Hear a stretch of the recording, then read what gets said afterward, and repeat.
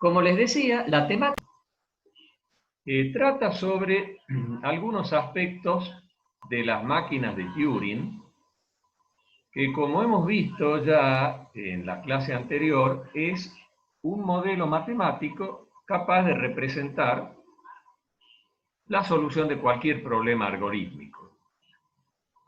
Lo que vamos a ver ahora son algunas estrategias para construir máquinas de Turing de cierta complejidad.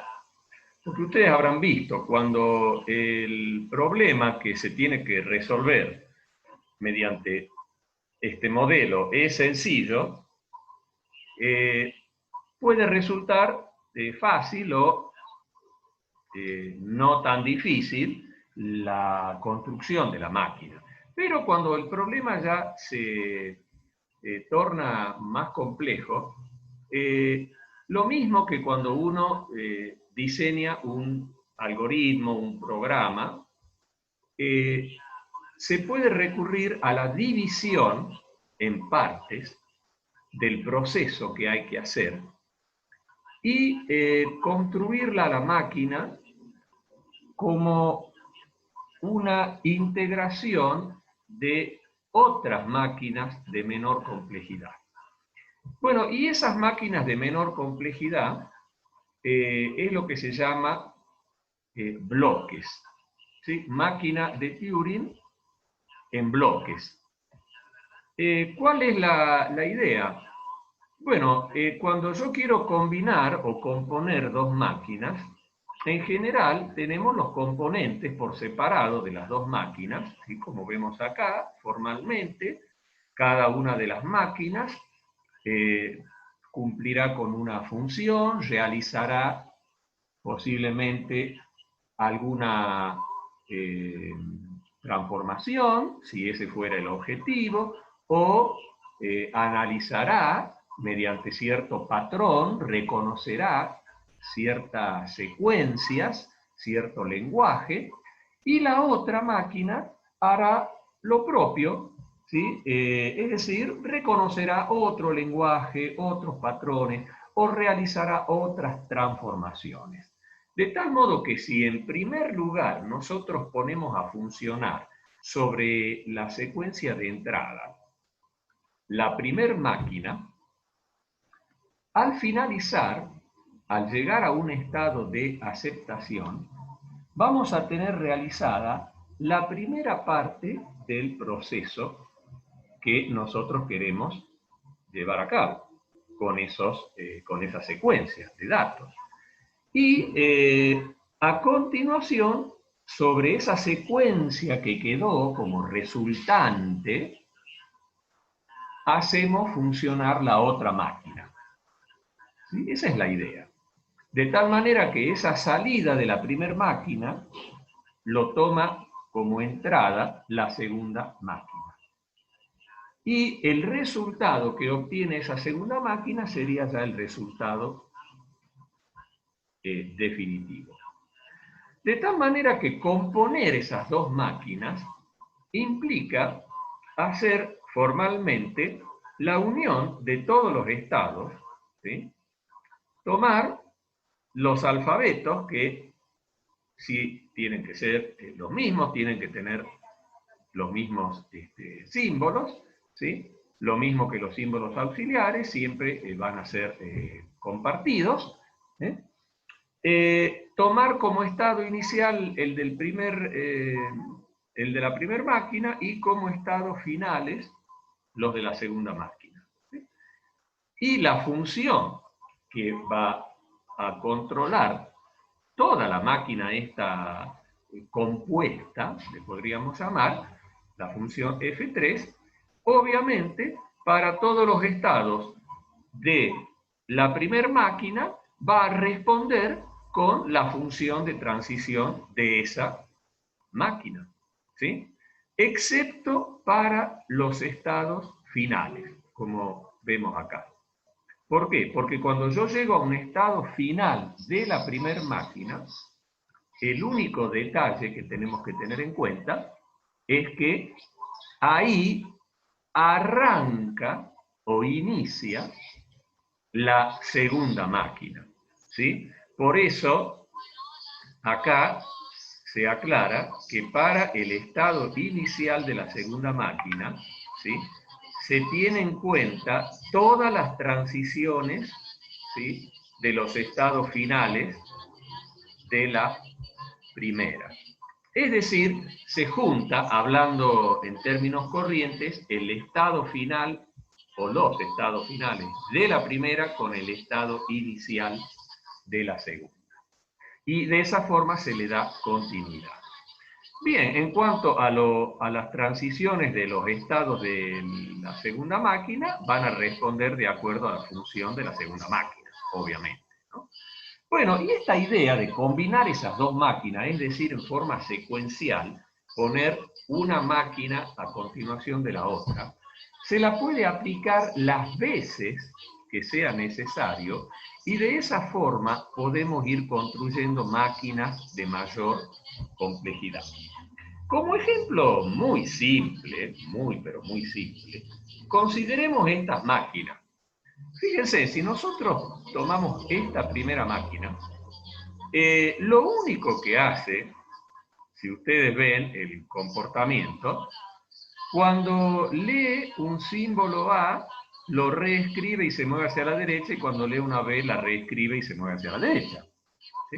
O sea que es como que no hace nada, va avanzando sin modificar la cinta, ¿sí? De tal forma que al llegar al final de la cadena, o sea, al símbolo de espacio en blanco, también lo reescribe, se mueve a la derecha y ahí termina. ¿Cuál sería el objetivo, como dice acá, de esta máquina? Es buscar el primer blanco a la derecha. O sea que esta máquina elemental lo único que hace es llevar el cabezal hasta el último espacio en blanco de la derecha, ¿sí? Y se posiciona allí. Bueno, si yo quisiera hacer eso en algún proceso que necesite, en alguna otra máquina más compleja, puedo utilizar este bloquecito que resuelve esa acción básica y no tengo que estar planteándolo de nuevo. Entonces eso es muy similar al concepto que nosotros tenemos dentro de programación, al de subprograma, ¿sí? ¿Cuál sería la primer ventaja que vemos? Y la reusabilidad. O sea, yo puedo diseñar bloques que hagan acciones básicas, ¿sí?, y después los reutilizo para distintas máquinas de Turing. Por supuesto que también puedo tener máquinas de Turing más complejas que se junten para solucionar problemas de mayor complejidad, ¿sí?, como si fueran bloques o módulos, ¿sí? Bien, lo mismo que en este caso, si ustedes observan qué es lo que hace esta máquina, y lo único que hace es escribir el símbolo A para cualquier símbolo que lee. Lee cualquier símbolo y lo único que hace es escribir A, y encima no se mueve. O sea que el efecto es escribir un símbolo A en el casillero donde está el cabezal, ¿sí? Bueno, lo mismo podríamos definir máquinas que se muevan a la izquierda o que se muevan a la derecha y nada más, que no hagan nada, que no modifiquen el casillero, sino que muevan el cabezal para un lado o para el otro, o que no lo muevan, ¿sí?, como esta, que mueve para la izquierda el cabezal. Y también este tipo de máquinas donde los estados finales, en realidad, como son de parada, no tendría mucho sentido de separarlos. Pero ¿cuál sería el sentido de separar dos estados finales? Y el sentido sería que una toma de decisión. Porque, por ejemplo, en este caso, si la secuencia empieza con A, fíjense que se va por este camino. Y acá se puede enganchar con otra máquina que haga algún proceso si empieza con A. Pero si empieza con B, va a venir por acá. Entonces se puede combinar con otra máquina que haga otro proceso. Entonces esa sería una forma de hacer una bifurcación teniendo en cuenta esas dos situaciones, ¿sí? Bien, si nosotros, por ejemplo, quisiéramos resolver este pequeño problema abstracto de escribir una A después del segundo espacio en blanco a la derecha, ¿sí? Bueno, eso se puede lograr combinando los módulos que hemos visto recién, es decir, el módulo 1, que lo único que hacía era justamente ubicar el espacio siguiente, ¿sí? Al último de la derecha, que le hemos llamado M1, ¿sí? Combinarla de nuevo con M1, porque en definitiva lo que necesitamos es ir al segundo espacio en blanco a la derecha, ¿sí? Y por último la máquina M2, que lo que hace es escribir en ese lugar el símbolo A. Por lo tanto, si yo lo tengo a este bloque ya hecho, lo puedo combinar dos veces, lo puedo repetir, y después lo combino con el módulo 2 y resuelvo el problema, ¿sí? Vamos a ver con JFlap que es muy fácil hacer esto, porque JFlap tiene incorporado este concepto de construcción por bloques, ¿sí?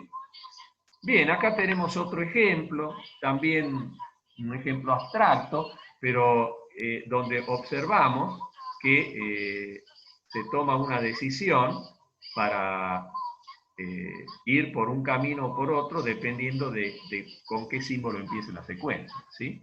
En este caso, si lo que queremos es, cuando comienza con B, cambiar esa B por A, y si no, escribir una A después del primer blanco a la derecha, o sea que si empieza con B, la cambiamos la B por A. Y si empieza con A, nos vamos hacia la derecha y escribimos una A en el siguiente espacio en blanco de la derecha. Bueno, eso me lleva a la combinación de la máquina M4, que habíamos visto recién, ¿sí? De la M4, con la M3 cuando empieza con A, o con la M1 cuando empieza con B, ¿sí? Perdón, al revés. Cuando empieza con B, fíjense en que viene por acá y lo que tenemos es la máquina, ¿sí? 3, que teníamos acá, la máquina 3, ¿sí? Bien. Y cuando empieza con A, lo que tenemos acá, ¿sí? Si ustedes observan, es la máquina 1, ¿sí? La máquina 1. Perfecto. Entonces, una vez que resuelve esa situación, en un caso, si empieza con A, se mueve hasta ubicarse en el siguiente espacio de la derecha, o si empieza con B, simplemente se va a mover a la izquierda, porque acá se movió a la derecha, o sea que queda sobre el mismo carácter. ¿Y qué es lo que faltaría? Escribir A en ese casillero. Y ahí está la máquina 2, que lo que hace es eso. Bueno, o sea que componiendo estas máquinas elementales, si yo tuviera una especie de biblioteca con todos estos módulos ya definidos, puedo armar una máquina combinando todos esos bloques, y esa sería una forma más modular de construir máquinas de Turing. En este tutorial tenemos una explicación de cómo sería la forma de trabajar con máquinas de Turing, que ya en definitiva ustedes habrán estado haciéndolo, pero lo interesante del tutorial es que introduce cómo se construyen las máquinas en bloque. Pero antes de eso, fíjense en acá una especie de atajos para poder simplificar la escritura de transiciones. Esto es únicamente para la máquina de Turing, ¿sí? No para los otros modelos que hemos visto. Se puede utilizar estos símbolos para cualquier carácter distinto de X. Yo puedo utilizar el símbolo de admiración seguido del carácter X. Eso me ahorra la escritura de todos los otros símbolos que estemos usando dentro del alfabeto, ¿sí? Tanto de entrada como auxiliar, que suponiendo que sean en total 10 símbolos, si yo quiero decir cualquier carácter distinto que X, y son 10 en total, se imagina que tengo que estar escribiendo 9 transiciones prácticamente, para decir, si es este símbolo, hago esto, y si, bueno, etcétera, para cada uno de los símbolos. Entonces es una forma muy, muy sencilla de negar, por decirlo así, un símbolo y hacer referencia a todos los demás. Lo mismo que este símbolo especial, ¿sí? Fíjense en este símbolo especial, que es la diéresis de la ñ, representa el último carácter leído. Por lo tanto, si yo quiero hacer referencia al último carácter leído, ¿sí? Puedo poner tanto en la lectura como en la escritura, o sea, en el casillero de lectura como en el casillero de escritura, puedo poner este símbolo, ¿sí? Por último, podemos trabajar con variables. Eso es muy interesante, porque muchas veces hay transiciones que se repiten con el mismo símbolo, por ejemplo, de entrada, y en vez de estar escribiendo varias transiciones, puedo escribir una sola, haciendo de esta forma una variable, por ejemplo W, igual a todos los símbolos que ponemos previamente separado con esta llave. O sea, esta es una sintaxis que hay que respetar, ¿no? O sea, si yo pongo X, etcétera, Z, llave cerrada W, le asigna a la variable W el carácter leído dentro de este conjunto. O sea que si se lee una X, se le asigna X. Si se lee una Z, se asigna Z. O sea, dentro de la secuencia de símbolos que yo pongo antes de la llave, cualquiera de esos que se lea se lo asigna a W. De tal manera que si yo lo que quiero después es escribir ese símbolo, ¿sí? Puedo directamente escribir W, porque W va a tener el valor de ese símbolo. El ejemplo que tenemos acá es un ejemplo del lenguaje A a la N, B a la N, C a la N, utilizando atajos. ¿Sí? Bien, eso me facilita mucho porque fíjense en acá, por ejemplo, si yo tengo que hacer esta transición sin utilizar la variable W, tendría que poner leo Y, escribo Y, me muevo hacia la derecha. Y otra transición, si leo A, escribo A, me muevo hacia la derecha. ¿Se dan cuenta? O sea que ahí estoy simplificando en una sola transición dos. ¿Se entiende? Perfecto, lo mismo acá. Fíjense en que si es A, B, Z o Y, lo guardo acá en esta variable y después escribo el valor y me muevo hacia la izquierda. Esto me simplifica 4 transiciones que necesitaría para hacer esto mismo. ¿Mm? Bien, perfecto. Después lo pueden analizar con más detenimiento. Bueno, ahora sí, pasando a la construcción de las máquinas de Turing por bloque. El JFLAP tiene una biblioteca, ahí en el material que tienen en el aula virtual, yo les he copiado un comprimido con todos los bloquecitos, que son muchos, yo acá les menciono algunos, ¿sí? Por ejemplo, un bloquecito que mueve hacia la izquierda hasta A, que lo tenemos acá representado, ¿sí? Fíjense que acá también se está utilizando el símbolo tipo comodín, porque es como que el último carácter que lee, no importa qué valor tiene, ¿sí? Lee cualquier carácter, lo escribe, eso podría ser la interpretación, se mueve hacia la izquierda, ¿sí? Y ahora, para cualquier carácter distinto de A, escribe el carácter que sea, o sea, escribe el último carácter leído, ¿sí? Y se mueve hacia la izquierda. Eso es un lazo, de tal manera que para todos los caracteres distintos a va a estar dando vueltas y reescribiendo y moviéndose hacia la izquierda, ¿sí? Cuando llega al carácter A, ahí lo reescribe y no mueve el cabezal y termina. Por lo tanto, ¿cuál es el efecto de esta máquina? Es mover el cabezal a la izquierda hasta que encuentra una A, y ahí se detiene. Entonces, si yo en alguna máquina, en algún punto del proceso, necesito hacer eso, puedo directamente copiar esa máquina. ¿Cómo se hace eso?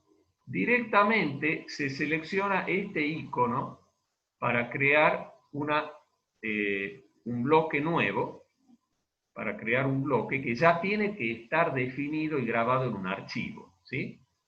Y cuando quiero hacer transiciones desde un bloque a otro, o desde un bloque a un estado, utilizo también este, digamos, botón especial para transición de un bloque. Bien, son los dos, digamos, botoncitos que se utilizan, las dos opciones para la construcción por bloque. Fíjense acá en este problema que se muestra como ejemplo, ¿sí? Se está utilizando estos bloques que tienen como nombres mnemotécnicos prácticamente lo que hacen, ¿no? Cada uno de estos bloques tiene una funcionalidad. ¿Y cuál es el problema? En este caso, la máquina de Turing lo que tiene que hacer es ir escribiendo una Y por cada A, le agrega una X al final y después copia una serie de I igual a la cantidad de A con una secuencia de AB cualquiera. Eso lo podemos ver como un contador de A, porque en definitiva después se podría pasar del sistema unario a un sistema binario o a cualquier otro sistema de numeración.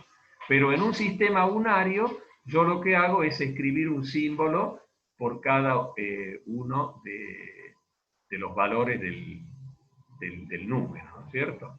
De acuerdo a esto, si yo tengo, por ejemplo, esta secuencia, AB, la salida va a ser YB, ¿sí?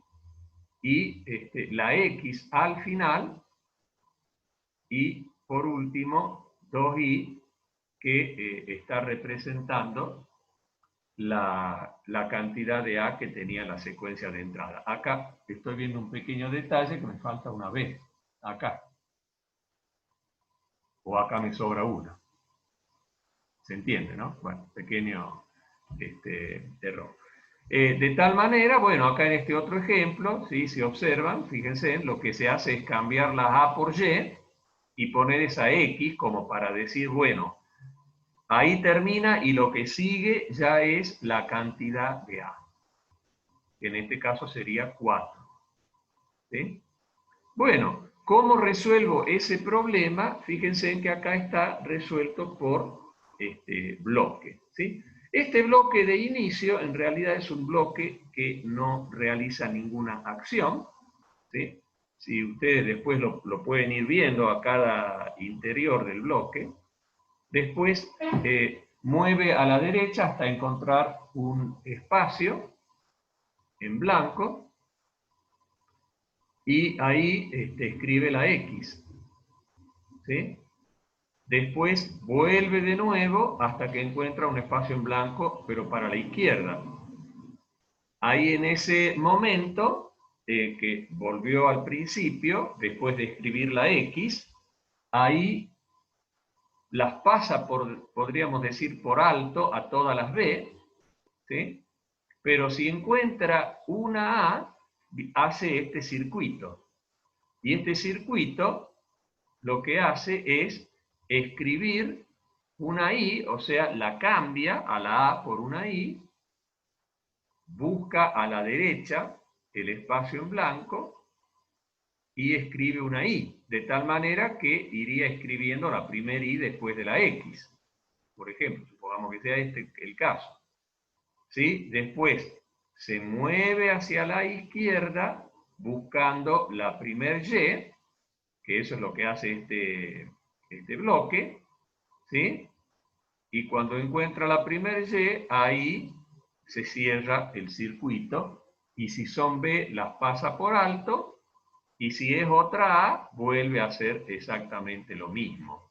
De tal manera que cuando llega al final y encuentra la X, ahí simplemente la reescribe y termina. Y ha cumplido con el objetivo del problema. Bueno, si nosotros tenemos que hacer esto utilizando las operaciones básicas de la máquina de Turing, sería mucho más complejo. ¿Sí? Bien, por otro lado, bueno, acá también se explica cómo se implementa máquinas multicinta. En el caso del JFLAP, las variantes de la máquina de Turing que vamos a considerar nosotros, que en todos los casos sirven para facilitar también la construcción del modelo, lo mismo que esta construcción en bloques que hemos visto. Hay otras formas también de facilitar la solución del problema, la modelización de la solución del problema, utilizando estas variantes. Las dos que vamos a ver son multicinta y multipista. La multicinta consiste justamente en una máquina que tiene varias cintas, ¿sí? Y cada una tiene su cabezal y se mueve independientemente. Por lo tanto, cada cinta tendrá su función de control y se puede resolver problemas de una manera mucho más fácil, ¿sí? Que con una sola cinta, ¿sí? Se ahorra muchos movimientos, ¿sí? Bien, y ese es el concepto, ya vamos a ver un ejemplo. Y el concepto de multipista es una sola cinta que tiene varias pistas. Es lo mismo que si tuviera varias cintas. ¿Cuál es la diferencia? Que los cabezales se mueven todos juntos, ¿sí? Esa sería la diferencia. Bueno, como ustedes van a ver, en el caso del JFLAP, no tenemos multipista, sino solamente multicinta.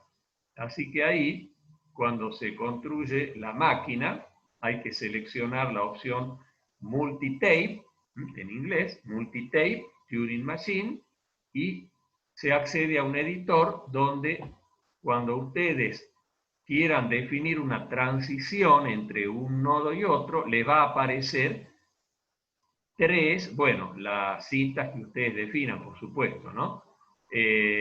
¿Cuántas tiene? 2 a 5. El JFLAP tiene esa limitación de 2 hasta 5 como máximo. La mayoría de los problemas se resuelven con 2 o con 3 cintas, ¿sí? Tiene que ser muy complejo ya el problema para que necesiten más cintas. Bien, entonces, suponiendo que sean 3, me pide que para cada una de las cintas defina el símbolo leído, el símbolo que se escribe y el movimiento. ¿Sí? Por ejemplo, supongamos acá que para la primera cinta, si leo B, escribo B, me muevo hacia la derecha. Para la segunda, si leo el espacio, lo reescribo y no me muevo. Y para la tercera podría ser otra cosa distinta, como leer el espacio, escribir B, moverme a la derecha. O sea, las tres cintas son independientes, ¿sí? Esa es la característica de la multicinta. En cambio, bueno, ahí tenemos un ejemplo que después ustedes lo pueden analizar, ¿no? El ejemplo utiliza dos cintas, ¿sí? Bien. Bueno, cuando se trata de multipista, en el JFLAP no lo tenemos explícitamente, pero se puede hacer con el multicinta con la precaución que tengo que tener yo de ir haciendo el mismo movimiento, o sea que el movimiento siempre sea el mismo. ¿Ah? O sea, supongamos acá que los 3 sean R, o que los 3 sean L, o que los 3 sean S, suponiendo que sea con 3 pistas. Así que esa sería la forma de implementar una multipista con el JFLAP, ¿sí? Porque en realidad no tiene esa variante, ¿sí? Perfecto. Bueno, por último, ya para ir cerrando la clase, hay una serie de conceptos que tienen que ver con la complejidad de los lenguajes que se generan con gramáticas de tipo cero, ¿sí? Así que eso es o requiere una lectura reflexiva sobre estos conceptos. Yo voy a pasar un poquito por alto lo primero y me refiero al concepto de resolubilidad o computabilidad y complejidad, que se puede abordar desde la máquina de Turing, ¿sí? Así que eso es importante, que después ustedes lo lean, y cualquier duda o aclaración lo podemos ver en los horarios de consulta, ¿sí? Esta temática es a nivel conceptual. Desde el punto de vista práctico no vamos a plantear problemas o ejercitación con estos temas, ¿no? Pero sí a nivel conceptual. Lo más importante tal vez sea distinguir los dos tipos de lenguaje que se generan con gramática de tipo cero, que son los lenguajes recursivamente enumerables, son los más generales, y un subconjunto de ellos que se llama lenguajes recursivos, ¿sí? Es importante que vean cuál es la diferencia que hay, etcétera, ¿sí? Bien, y para terminar, hay un ejemplo que puede resultar hasta interesante para aquellos que les gusten los juegos de ingenio, porque se trata de un problema que se lo planteó inicialmente como un juego, como un desafío, y terminó siendo el problema de mayor complejidad de la matemática, que hasta ahora, para muchos casos dentro de ese problema, no se encontró todavía la solución. Y el nombre puede resultar un tanto gracioso, y se llama el castor afanoso. Bueno, es algo metafórico, ¿sí? Pero hay un material que está también ahí dentro de lo que es material complementario, que se llama el problema del castor afanoso. Por favor, también les pido que lo vean, que lo consideren. Ahí se presenta justamente este concepto de computabilidad y de complejidad.